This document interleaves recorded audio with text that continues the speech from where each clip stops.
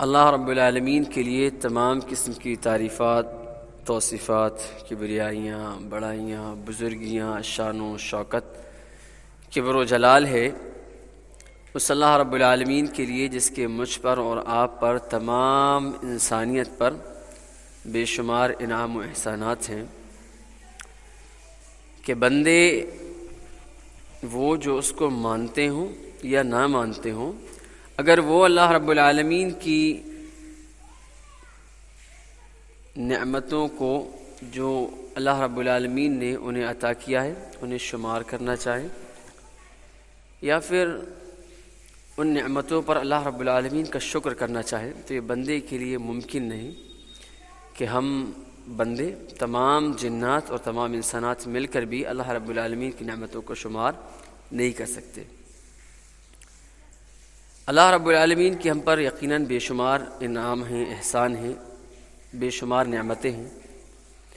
اللہ رب العالمین کی نعمت جب اللہ اپنے بندے کو عطا کرتا ہے، وہ کسی بھی قسم کی نعمت ہو، اب وہ جس قدر خاص ہوتی جائے گی وہ اتنی بڑی بندے کے لیے رحمت ہوگی، اور وہ جس قدر بندوں کے لیے خاص ہوگی اتنی ہی بڑی زحمت کا سبب بھی بن سکتی ہے۔ الغرض یہ کہ اللہ رب العالمین جو بھی نعمت بندے کو دیتا ہے، وہ نعمت بندے کے لیے یا تو اس کے لیے رحمت بن جاتی ہے اس کے اعمال کے سبب، یا اس کے اعمال کے سبب وہ اللہ کی رحمت جو ہے، اللہ کی نعمت جو اس کے لیے رحمت نہ بن پائی وہ اس کے لیے زحمت بن جاتی ہے۔ کیسی بنتی ہے؟ دیکھیے، میں نے آپ کے سامنے سورہ منافقون کی ایک آیت کریمہ تلاوت فرمائی۔ اللہ رب العالمین فرماتے ہیں، یا ایھا الذین آمنوا لا تلہکم اموالکم ولا اولادکم عن ذکر اللہ ومن يفعل ذلك فأولئك هم الخاسرون۔ اے وہ لوگوں جو ایمان لائے ہو، یہ مال جو ہم نے تمہیں عطا کیا ہے، یہ جو مال تم کو زندگیوں میں ملتا ہے، اور وہ اولادیں جو ہم تم کو بخشتے ہیں یا جو تمہیں حاصل ہوتی ہیں، تو یہ تمہارے مال اور یہ تمہاری اولادیں، اللہ فرماتے ہیں اے اہل ایمان، یہ تمہیں ہلاکت میں نہ ڈال دیں، یہ تمہیں اللہ کے ذکر سے دور نہ کر دیں، اور اگر ایسا ہو جائے کہ تمہارے مال تمہیں اللہ کے ذکر سے دور کر دیں، تمہاری اولادیں تمہیں اللہ کے ذکر سے دور کر دیں، تو یاد رکھنا یہ دونوں چیزیں جو اللہ کی بڑی رحمت تھیں، اب اللہ فرماتے ہیں فَأُولَئِكَ هُمُ الْخَاسِرُونَ۔ ظاہراً تو مال اور اولاد جس کو نصیب ہو جائے کہ اس کے پاس مال ہو، بیٹے ہوں، اولادیں ہوں، تو وہ اہل دنیا کے نزدیک بڑا خوشحال ہوتا ہے۔ تو اللہ فرماتے ہیں نہیں، خوشی میں، اس خدشے میں رہنے کی ضرورت نہیں ہے۔ اگر یہ مال اور اولاد آپ کو اللہ سے جوڑ کے رکھیں تو خیر ہے، اور اگر اللہ سے دور کر دیں تو یاد رکھنا فَأُولَئِكَ هُمُ الْخَاسِرُونَ، یہی لوگ خسارہ اٹھانے والوں میں سے جو اس طرح کا کام انجام دیں۔ دیکھیے، اللہ رب العالمین کا کلام قرآن کریم بڑی حکمتوں سے بھرا ہوا ہے۔ ہم یہ کہہ سکتے ہیں کہ اگر یہ جو بات ممکن نہیں نا کہ سمندر کی آخری تہہ میں انسان پہنچ سکے، انسان نہیں پہنچ سکا، آج بھی جاتا چلا جاتا ہے اور اسی گہرائیوں میں اترتا جاتا ہے، تو یہ انسان سمندر کی گہرائیوں کی تہہ تک تو پہنچ سکتا ہے، لیکن اللہ کے کلام کی گہرائی تک نہیں پہنچ سکتا۔ جب سے یہ قرآن نازل ہوا تب سے لے کے قیامت تک بھی اس کی تفاسیر کی جانے والی ہے، تب بھی اس کی تفسیر مکمل ہونے والی نہیں ہے۔ اتنا اللہ رب العالمین کی عظیم کلام ہے، بڑا حکمتوں سے بھرا ہوا ہے۔ اچھا، اس آیت کریمہ میں ذرا آپ غور کریں، اللہ تعالیٰ نے کیا کہا؟ یا ایھا الذین آمنوا لا تلہکم اموالکم ولا اولادکم، ایمان والوں تمہارے مال اور تمہاری اولادیں تمہیں اللہ سے غافل نہ کریں۔ اللہ نے پہلے مال کا تذکرہ کیا، پھر اولاد کا تذکرہ کیا۔ اللہ تعالیٰ اسی طرح دوسرے مقام پہ ایک جگہ فرماتے ہیں انما اموالکم واولادکم فتنہ واللہ عندہ اجر عظیم۔ اس آیت کریمہ میں بھی اللہ نے فرمایا کہ ایمان والوں کو اللہ تعالیٰ نے جب خطاب کیا کہ بے شک تمہارے مال، تمہاری اولادیں یہ تمہارے لیے آزمائش ہیں، اور کیسی ہیں؟ پھر اللہ نے کہا کہ اللہ رب العالمین کے نزدیک ہی تمہارے لیے بڑا اجر ہے۔ اس آیت کریمہ میں اگر آپ غور کریں گے، پہلے اللہ رب العالمین نے مال کا تذکرہ کیا ہے، پیسے کا، روپیہ کا، جس کو ہم اور آپ اپنی زندگی میں مقصود بنائے رکھے ہیں، تو اللہ نے پہلے پیسے کا ذکر کیا، پھر اولاد کا ذکر کیا۔ اچھا تیسرے مقام پہ اور ہم اور آپ جو سورۃ الکہف پڑھتے ہیں، اس سورۃ الکہف کے اندر بھی اللہ رب العالمین نے اسی طرح کا انداز اختیار کیا اور کیا کہا؟ المال والبنون زینت الحیات الدنیا، یہ مال اور یہ اولادیں تمہاری دنیاوی زندگی کی زیب و زینت ہیں، یہ تمہیں گمراہ کر دینے والی چیزیں ہیں۔ اب دیکھیں کہیں اللہ نے اس مال اور اولاد کو فتنہ کہا، آزمائش کہا، کہیں اس کو کہا کہ دنیا کو رنگین کرنے کے لیے بنائی گئی ہیں، تمہاری دنیا کو بہتر کرنے کے لیے بنایا گیا ہے۔ لیکن جہاں بھی اللہ نے مال اور اولاد کا تذکرہ کیا ہے، اکثر و بیشتر آپ جیسے میں نے آپ کے سامنے جو آیات پڑھی ہیں ان میں، اور سورہ انفال کی بھی ایک آیت ہے جس میں اللہ تعالیٰ نے فرمایا کہ جان لو تمہارے مال اور تمہاری اولادیں یہ جو تمہارے لیے ہیں، تو اللہ نے اس مقام پہ بھی پہلے مال کا تذکرہ کیا ہے، پھر اللہ رب العالمین نے اولاد کا تذکرہ کیا۔ اگر یہ مال کا تذکرہ جو اللہ رب العالمین نے کیا، پھر اولاد کا تذکرہ کیا، تو ہم اور آپ ذرا غور کریں اللہ بار بار کیوں پہلے مال کا تذکرہ کرتا ہے پھر اولاد کا؟ کچھ تو سبب ہونا چاہیے۔ اصل میں دیکھیے ایک دنیاوی زندگی کا ایک اصول ہوتا ہے، اگر میں آپ کو کسی چیز سے واقف کروانا چاہوں، آپ کو متنبہ کرنا چاہوں، تو میں آپ کو پہلے بڑے فتنے سے آگاہ کروں گا کہ بھائی جب دجال آئے گا تو جیسے اللہ کے نبی صلی اللہ علیہ وسلم کی حدیث ہے ہم اور آپ سنتے ہیں، خلاصہ یہ ہے کہ جب دجال آئے تو آپ نے کیا کرنا ہے؟ اس کی آمد کے بعد اس کو دیکھنے کی خواہش بالکل نہ رکھنا، اپنے ایمان پہ آپ کو کتنا یقین ہو، دجال کو دیکھنے کی خواہش مت رکھنا اپنے دلوں میں، جب معلوم ہو جائے تو کیا کرنا؟ اس کے بعد والا اسٹیپ بتایا گیا کہ اللہ کے ذکر میں لگ رہنا، اس کو دیکھنے کی بھی خواہش نہیں کرنا۔ لیکن پہلے اصل چیز ہمیشہ بتلائی جاتی ہے کہ اس کو دیکھنا ہی نہیں، ایسا نہیں کہ آپ ذکر کرنا پہلے بتا دیا جاتا، نہیں، پہلے بتایا اس کو دیکھنے کی خواہش بھی مت کرنا۔ یعنی انسان کو جب کسی چیز سے متنبہ کیا جاتا ہے تو پہلے اس کو خطرناک چیز بتائی جاتی ہے کہ بھائی وہاں جاؤ گے تو پہلے اس سے بچنا، پھر اس سے تھوڑے کم درجے میں یہ ہے، پھر یہ ہے، پھر یہ۔ جب اللہ نے اس دنیا میں اولادیں بھی عطا کریں اور مال بھی عطا کیا، لیکن اللہ جب پہلے مال کا تذکرہ کرتا ہے تو کچھ سبب اور ریزن تو یقیناً ہونا چاہیے۔ یقیناً اس کے اسباب ہیں کہ اللہ نے پہلے مال کا تذکرہ کیا، کیوں کیا؟ آئیے ہم اور آپ جانتے ہیں۔ یوں ہی تو نہیں کہ بس اللہ رب العالمین نے ذکر کر دیا۔ اچھا آپ دیکھیے تھوڑے دماغوں کی طرف غور کریں، اللہ نے اگر مال کا پہلے ذکر کیا ہے ہمارے اور آپ کے لیے، اس کا مطلب یہ ہے کہ مال بڑا فتنہ ہے یا مال اللہ کی بڑی نعمت ہے۔ لیکن ہم اور آپ غور کریں، اگر ایک جانب ایک انسان کو بٹھایا جائے اور اس کے دونوں جانب دو چیزیں رکھ دی جائیں، ایک طرف ساری زندگی کا مال ہے جناب، اور دوسری طرف اس انسان کی ساری اولادیں ہیں یا جو اس کی اولادیں وہ ہیں، ایک طرف مال ہے ایک طرف اولادیں ہیں۔ اب اس شخص کو کہا جائے گا بھائی کسی ایک چیز کو اختیار کرو، آپ کس کو اختیار کریں گے؟ ہم مال چھوڑ دیں گے لیکن اولادوں کو نہیں، بھائی مال تو پھر کما لیں گے۔ لیکن اللہ نے مال کا تذکرہ پہلے کیوں کیا؟ اس کے بہت سے اسباب ہیں۔ نمبر ایک تو یہ کہ یہ جو مال ہے یہ اولادوں کے حصول سے پہلے اس کا حصول شروع ہو جاتا ہے۔ پہلی بات کہ مال کی محبت اللہ رب العالمین نے انسانی فطرت میں اس طرح رکھی ہے کہ اولاد کی محبت پیدا ہونے سے پہلے مال کی محبت پیدا ہو جاتی ہے۔ ایک بچے سے آپ کو بیٹا ہم تمہیں 1 کروڑ کا وارث بنائیں، تمہیں یہ پسند ہے یہ تمہارے 2 بیٹے ہو، اب بچہ ہے اسے کس چیز کی مقصود ہوگا؟ اس کے نزدیک حصول پیسہ ہونا، مجھے پیسہ چاہیے، کیونکہ ساری دنیا سب جانتے ہیں کہ ساری دنیا پیسے سے چل رہی ہے، اندر ناس لوگوں کے نزدیک، تو ظاہر سی بات ہے بچے اختیار کریں گے مال کو، اولاد کو نہیں۔ وہ تو بات کی بات ہے جی، جب شادی ہو جائے گی پھر اولادیں ہوتی ہیں نہیں ہوتی وہ ایک الگ مسئلہ ہے، وہ تب دیکھا جائے گا۔ لیکن اول جو انسان کے دل میں محبت پیدا ہوتی ہے مال، یا پھر اس کے بعد جو اللہ کے نبی صلی اللہ علیہ وسلم نے ذکر کیا دوسری چیز مال اور اولاد، تو اولاد کا ذکر تو بعد میں آنا ہے۔ اولاد کا ذکر زندگی میں انسان کے اندر داخل، اس کا دخول بعد میں، اولاً تو مال داخل ہوتا ہے۔ اس لیے اللہ رب العالمین نے پہلے مال کا تذکرہ کیا کہ دیکھو مال تمہاری زندگی میں پہلے داخل ہوگا اور اس کا فتنہ پہلے شروع ہو جائے گا۔ اولاد تو ایک وقت کے بعد آئے گی، اس کی آزمائش ایسی ہوگی کہ آپ نے تربیت کیسے کی، اس کو کیا دین سکھایا، آپ نے اس کو دنیا کا بنایا یا آخرت کا بنایا، وہ مال کا فتنہ بعد میں شروع ہے۔ اول فتنہ جو آپ کو ہماری زندگیوں میں داخل ہوتا ہے وہ فتنہ مال کا ہوتا ہے، اس لیے اللہ رب العالمین نے پہلے مال کا تذکرہ کیا۔ اور یہ مال جو اللہ رب العالمین کی طرف سے بڑی نعمت ہے نا، یہ رحمت بھی ہے اور زحمت بھی ہے، اس لیے اللہ نے اس کا پہلے تذکرہ کیا۔ اور دیکھیے یہی مال انسان کی زندگی میں اس کی کوئی حصول کی مقدار متعین نہیں ہوتی۔ ایک انسان ہے آج کل یقیناً ہمارے اور آپ کے نزدیک بڑا معروف سے اصول بن چکا ہے، ہم دو ہمارے دو، 2 کے بعد سوچنے دو، 3 یا 4 کے بعد اب ہونے ہی نہ دو۔ مطلب کیا ہوا؟ اس کا مطلب یہ ہوا کہ حصول مال کی جب باری آتی ہے نا تو آدمی کیا کہتا ہے؟ آنے دو آنے دو آنے دو، رکتا نہیں ہے۔ اولاد کی باری آتی ہے تو رک جاتا ہے، اس لیے اللہ نے پہلے مال کا تذکرہ کیا اس کے بعد اولاد کا۔ معلوم ہے یہ مال کی حرص اس کے اندر سے ختم ہونے والی نہیں ہے، اس کے لیے اللہ کے نبی صلی اللہ علیہ وسلم کی بڑی معروف حدیث ہے، ہم اور آپ سنتے ہیں کہ یہ ابن آدم کا جو پیٹ ہے نا، اس سے قبر کی مٹی کے علاوہ کوئی اور چیز بھر سکتی ہے؟ اللہ کے نبی فرمایا نہیں، کوئی چیز ہے نہیں اس کے پیٹ کو بھر دے۔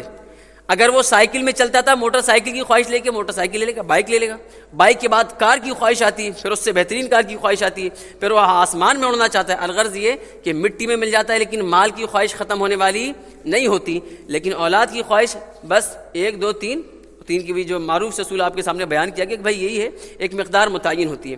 اللہ نے پہلے مال کا تذکرہ کر کے بندوں کو یہ بتانا چاہے کہ بندوں، یہ مال تمہاری زندگی میں سب سے بڑا فتنہ ہے۔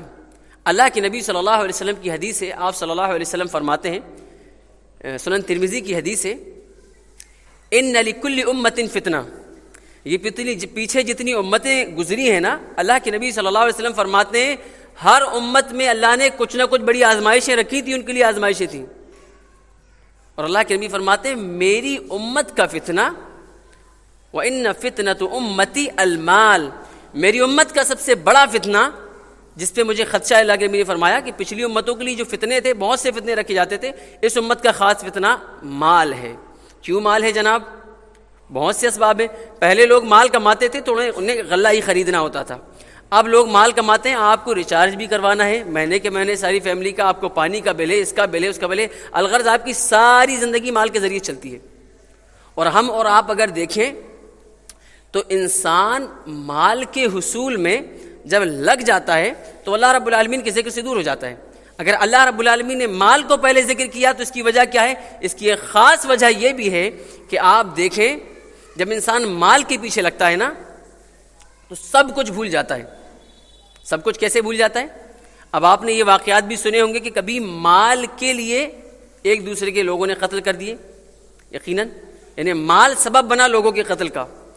ایک مسلمان جو یہ جمعہ کے دن حاضری بھرا کر اپنے آپ کو مسلمان سمجھتا ہے اور ہفتہ بھر نماز نہیں پڑھتا، ایک وقت کی نماز پڑھنے مسجد میں حاضر ہو جاتا ہے، آپ غور کریں اس مسلمان کو جو 5 وقت کی نماز نہ پڑھ کے ایک وقت کی نماز کے لیے مسجد میں حاضر ہوتا ہے، وہ کون سی چیز ہے جو اس کو روکتی ہے؟ وہ مال ہے، کاروبار ہے۔ کاروبار کرے گا تو مال آئے گا، مال آئے گا تو جیے گا، زندگی بہتر کرے گا۔ مقصود یہاں پر بھی مال ہے، یعنی ہم کو اگر نمازوں سے روکنے والی کوئی اصل چیز ہے تو وہ مال ہے۔ آپ کہہ سکتے ہیں مولوی صاحب ہم تو پڑھتے ہیں، شیخ صاحب ہم تو پڑھنے والے ہیں، ہمیں کہاں مال؟ ہمیں تو بھائی اسکول میں جاتے ہیں، پڑھائی چھوٹ جاتی۔ اچھا، اس پڑھائی کی تھوڑا سا طویل عرصے میں چلو، اس پڑھائی کا مقصد بھی اچھی ڈگری پانے کے بعد میں اچھی جاب پا کے اچھا مال اختیار کرنا ہے۔ الغرض یہ کہ آپ کی زندگیوں میں، انسان کی زندگیوں میں اللہ نے مال کو اس طرح رکھا ہے کہ اس کے مال کے ساتھ ہر چیز جڑی ہے۔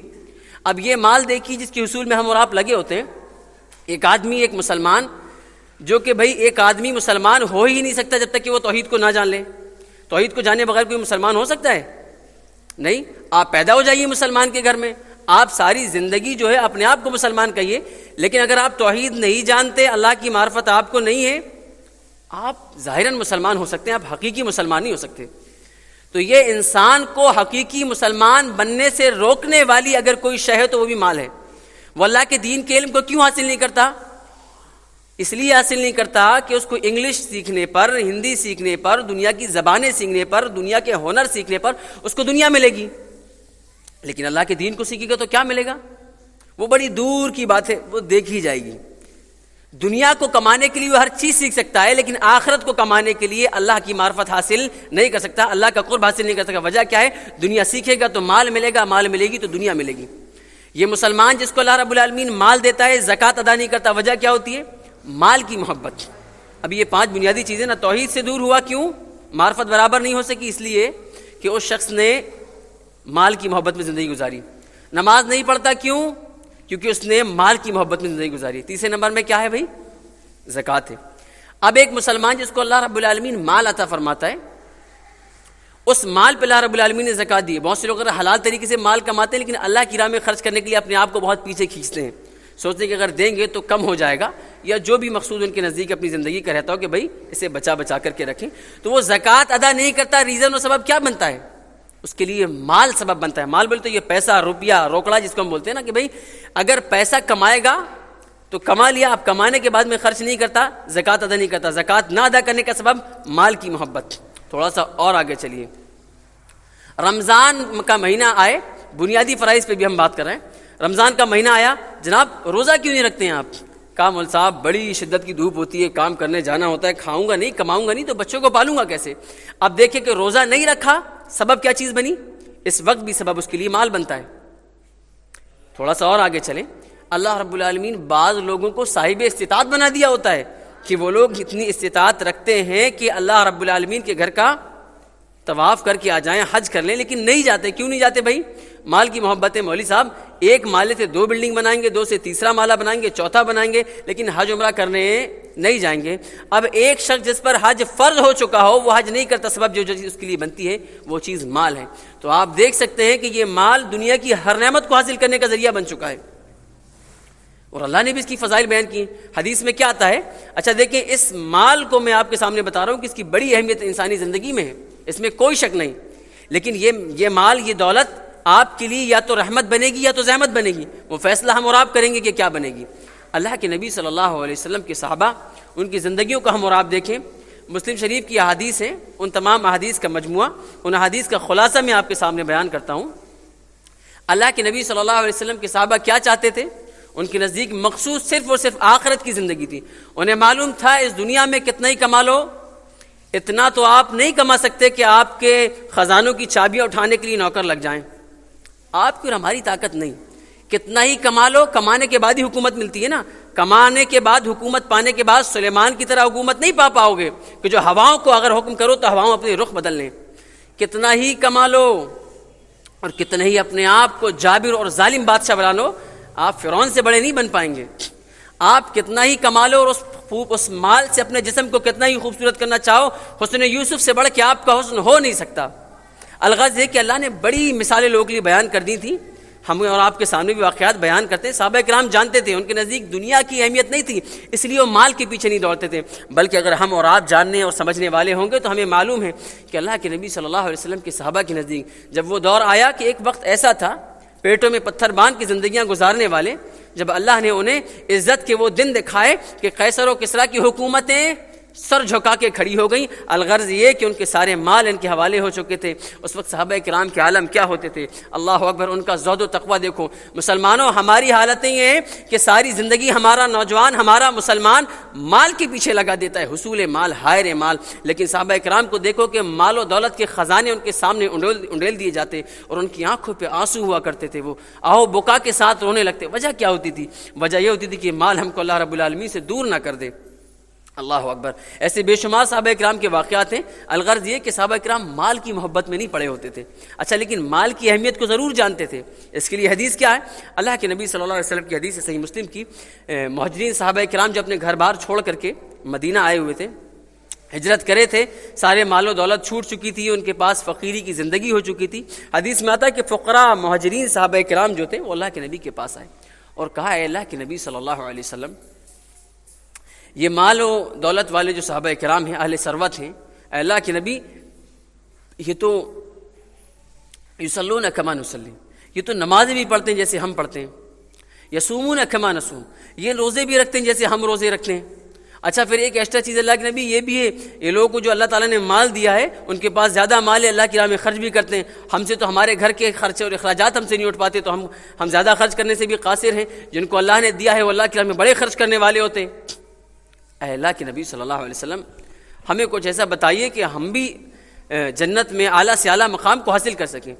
صحابہ کرام نے یہ نہیں پوچھا، اللہ کے نبی کوئی ایسا نسخہ بتائیے، ایک ایسا وظیفہ۔ آج کل لوگ آ کے پوچھتے ہیں، مولوی صاحب کوئی شیخ صاحب کوئی نسخہ بتائیے ذرا، آج کل کاروبار چل نہیں رہا ہے، مال وال کی بڑی قلت چل رہی ہے، یہ دن میں مرغ و مسلم کھانے والا، رات کو اکڑ کے سونے والا آ کے شکایت کرتا ہے، مولوی صاحب لگتا ہے کسی نے دکان میں بندش کر دی ہے، ذرا کوئی وظیفہ بتا دیں۔ صحابہ کرام بندش کھولنے کے وظیفے معلوم کرنے نہیں آتے تھے، اللہ کی محبت کے لیے جینے والے کیسے ہوتے تھے؟ انہوں نے آ کے کیا پوچھا؟ یہ پوچھا کہ اللہ کے نبی ان کے پاس اتنا مال ہے، ہمیں بھی کوئی فارمولا بتائیے کہ ہم بھی زیادہ مال حاصل کریں، نہیں، بلکہ کہا اے اللہ کے نبی جنت میں اعلیٰ سے اعلیٰ مقام حاصل کر سکے، کیوں؟ یہ دنیا میں کتنا ہی کما لو، یہ جن اولاد کے لیے ہم اور آپ کما کے جاتے نا، مرنے کے بعد یہی کفن لینے جاتی تو سوچتی ہے بس آخری کپڑا جلدی ان کو پہنایا جائے اور ودا کیا جائے۔ آپ مریں گے نہیں، یہ اولاد جس کی محبت میں آپ ساری زندگی مال حاصل کرتے رہتے، یاد رکھیے گا ہم اور آپ وہ منظر دیکھتے ہیں لیکن اپنی زندگیوں کو نہیں بدلتے۔ ابھی موت نہیں ہوتی کہ اولاد کو فکر ہو جاتی ہے باپ کی کتنی زمین ہے، کہاں کہاں، ذرا معلوم کرو بھلا، ذرا جوڑا جائے، وراثت تقسیم ہوگی۔ ابھی باپ مرا نہیں، یعنی کماؤ تم اب اس میں تم نے حرام طریقے سے بھی کمایا، حلال طریقے حلال سے بھی کمایا، حلال کمانے کے بعد زکوٰۃ دی نہیں دی، تم نے خوب جمع کر کے رکھا تھا، اچانک موت آ گئی، نتیجہ کیا ہوا؟ کمایا آپ نے، میدان محشر میں آپ کو حساب دینا ہے اور فائدہ آپ کے بچے اٹھائیں گے۔ تو صحابہ کرام ان حالات سے واقف تھے، اس لیے اللہ کے نبی سے پوچھا، اللہ کے نبی ہمیں بتائیے ایسا عمل کہ ہم جنت میں اعلیٰ سے اعلیٰ مقام کو حاصل کر سکیں۔ اللہ کے نبی صلی اللہ علیہ وسلم نے کیا چیز بتلائی؟ اللہ کے نبی نے کہا تسبیحات پڑھیں، تحلیلات پڑھیں، تمہیدات پڑھیں، سبحان اللہ، الحمدللہ، اللہ اکبر کریں، اذکار بتا کہ ان کو پڑھ کے جو ہے آپ جتنا زیادہ پڑھیں گے آپ کے درجات ہوتے جنت میں بلند ہوتے چلے جائیں گے۔ اب صحابہ کرام جن کے پاس مال تھا، یہ ہمارے طرح صاحب مال لوگوں کی طرح نہیں تھے کہ جناب ان کے پاس مال آ گیا تو اب آرام سے جمعے کی اذان ہوگی، جناب کی کار باہر لگے گی، وہ اتر کے اطمینان سے آ کے لوگوں کی صف میں ایک خاص طریقے سے بیٹھیں گے، مطلب یہ کہ بالکل جتنا عبادت کرنا ہے اتنا ہی کریں گے، زیادہ عبادتیں نہیں کر سکتے، یا یہ کہ مال کی محبت میں جی رہے ہوتے۔ صحابہ کرام ایسے نہیں تھے۔ صحابہ کرام کی زندگیاں کیسی تھیں؟ حدیث میں آگے ذکر آتا ہے کہ اب وہ صحابہ کرام جن کے پاس مال تھا، معلوم ہوا کہ انہوں نے جا کے اللہ کے نبی سے ایسا نسخہ پوچھا کہ جنت میں اعلیٰ مقام پا سکیں، درجات بلند ہو سکیں۔ اب وہ صحابہ کرام جن کے پاس مال تھا، انہوں نے بھی وہ ذکر کرنا شروع کر دیا۔ اب جب انہیں معلوم ہو جو فقراء اور مہاجرین صحابہ کرام تھے، پھر اللہ کے نبی کے پاس کہا، اللہ کے نبی صلی اللہ علیہ وسلم آپ جو عمل ہمیں بتائے وہ انہیں بھی معلوم ہو گیا، اب وہ بھی اسی عمل کو کرنے لگے۔ اب ظاہر سی بات ہے جب ہم بھی وہی عمل کر رہے ہیں وہ بھی وہی عمل کر رہے ہیں، پھر ہمارے لیول برابر ہو جاتے، اب وہ پھر مال خرچ کریں گے، اس کے بعد پھر وہ ہم سے آگے نکل جائیں گے۔ تو اللہ کے نبی فرمایا، ذالک فضل اللہ یؤتی من یشاء، یہ اللہ کا بڑا فضل ہے، اللہ جس کو صحابہ عطا فرماتا ہے اس کو دیتا ہے۔ تو اللہ کے نبی نے اس کو بڑا فضل کا، اللہ کی بڑی نعمت کہی۔ تو مسلمانوں، مال اللہ کی بڑی نعمت ہے، لیکن حرام طریقے سے کما کے اپنے آپ کو سوائے اس پیٹ کو جہنم کے علاوہ اور آپ کچھ نہیں بنا رہے ہوتے ہیں، اور جس مال کو حلال و حرام کی تمیز کے بغیر آپ کما رہے ہوتے ہیں، یہ آپ کا کچھ بھی نہیں ہے، صرف اتنا جو حدیث میں آتا ہے کہ آپ نے کھا کے فنا کر دیا، جو پہن کے بوسیدہ کر دیا، یہی بس آپ کا مال ہے جو آپ کو لگ چکا۔ جو جمع کر کے رکھ رہے ہیں وہ آپ کا مال نہیں، بس وہی آپ کا مال ہے جو آپ نے اللہ اور اس کے رسول کے راستے میں خرچ کر دیا، وہ آپ کا مال ہے۔ باقی جو سینت کے آپ رکھ رہے ہیں آپ کے کوئی کام آنے والا نہیں، اور پوری زندگی جس کے پیچھے آپ نے لگا دی، اس کو جمع کر کے آپ نے ڈھیر لگا دیے، اس کے بعد مر گئے، یہ آپ کے کسی کام آنے والا ہرگز نہیں ہے۔ ایک شاعر بڑے اچھے انداز میں کہتا ہے نا کہ کیا کرو گے جناب اتنا مال اکٹھا کر کے، نہ قبر میں آلماری ہے، نہ کفن میں جیب رکھے ہیں، اور نہ ہی وہ فرشتہ قبر تم سے رشوت لیتا۔ مطلب یہ کہ آپ کتنا ہی کما لیں، یہ مال سارا فرشتے کو دے دیں گے، کہیں گے ان تینوں سوالوں میں پاس کر دو۔ مسلمانوں، زبان پھوٹنے والی نہیں ہے، اور یہ کتنا ہی آپ مال اکٹھا کر لیں، قبر میں لے جا کے ڈال دیں، قبر کو کہنے سے رکھ لو، ہمیں مت دبانا، ایسا ہو نہیں سکتا۔ قبر آپ کو دبائے گی، فرشتے آپ سے سوال کریں گے، کمائیں گے آپ، کھائیں گے بچے۔ ہم یہ نہیں کہتے اولاد کے لیے کماؤ، حلال طریقے سے کماؤ اور اس کو صحیح طریقے سے استعمال کرو۔ کیوں؟ اگر حلال طریقے سے مال کمایا ہوگا، اللہ کی راہ میں خرچ کرے گا، بلند درجات کو پائے گا۔ مال حرام طریقے سے کمایا ہوگا، قیامت دن حساب دے گا، پسینہ پسینہ ہو جانا ہے، اس کے عمل اس کے ساتھ وہ خود زیادہ بہتر جانتا ہے کہ اب اس کے ساتھ کیا عمل ہونے والا ہے۔ مال کمایا ہوگا، اللہ کی راہ میں خرچ نہ کیا ہوگا تو قیامت کا دن ہوگا، اور کیا ہوگا اس کے مال کے ساتھ؟ انا کنزو کا، اے جناب کہاں جاتے ہو؟ انا کنزو کا، تمہارا مال ہوں جی۔ قیامت دن آ کے کیا بولے گا؟ یہ مال جس کو آدمی جمع کرتا ہے، انا کنزو کا، اے جی کہاں جاتے ہو؟ میں وہ ہوں، میری محبت میں تم نے نمازیں چھوڑی تھیں، تم روزے نہیں رکھتے تھے، تم کوئی عمل نہیں کیے تھے، انا کنزو کا، میں تمہارا مال ہوں۔ کون سا مال؟ اللہ بھول گئے تھے، رسول بھول گئے تھے، آخرت بھول گئے تھے، قبر بھول گئے تھے، حشر بھول گئے تھے، جنت بھول گئے تھے، دوزخ بھول گئے تھے، سب کچھ بھول چکے تھے، وہی ہوں مال میں۔ اور زکوٰۃ بھی تم نے نہیں دیے تھے، انا کنزو کا، میں تمہارا مال ہوں۔ حدیث میں آتا ہے ایک سانپ کی شکل میں آئے گا، اس کو ڈسے گا، اور کیا ہوگا اس کے بعد؟ تکلیف مبتلا ہو جائے گا اسی مال کے سبب۔ تو مسلمانوں، اس مال کی محبت سے نکل کے اللہ اور اس کے رسول کی محبت کی طرح آؤ۔ اچھا، بڑا افسوس ہوتا ہے، اپنی اس بات کو رکھ کر کے آپ کے سامنے اپنی بات کو انشاءاللہ ختم کروں گا، یہ ساری زندگی مال کی محبت میں زندگی گزارنے والا مسلمان، پانچوں ٹائم کی نماز سے گریز کرنے والا، جمعہ کی حاضری بھرا کے اپنے آپ کو مسلمان سمجھنے والا مسلمان، اس کا نتیجہ کیا ہوتا ہے؟